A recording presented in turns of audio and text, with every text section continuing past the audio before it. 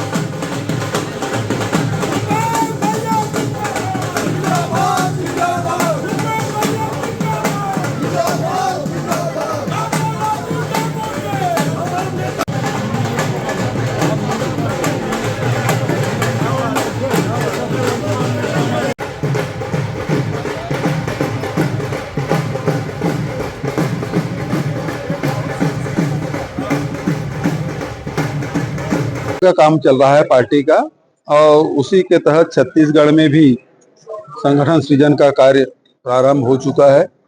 और यहाँ ऑब्जर्वर के रूप में हम सप्रा जी आए हैं, जो मुंबई कांग्रेस कमेटी के में लगातार वो पदाधिकारी रहे हैं। संगठन का बड़ा लंबा उनका अनुभव है।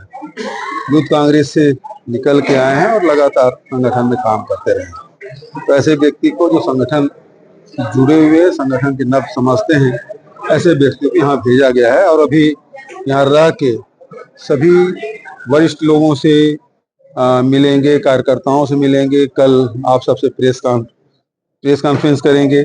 उसके बाद ग्रामीण के सब पदाधिकारियों से, फिर शाम को फिर शहर के लोगों से मुलाकात करेंगे। फिर सभी ब्लॉकों में जाके जायजा लेंगे। उसके बाद किसको जिला अध्यक्ष बनाना है, शहर का, ग्रामीण का, और इनको जिम्मेदारी खैरागढ़ की भी है, राजनांदगांव के है, मोहला मानपुर, तीनों जिले के और शहर 4।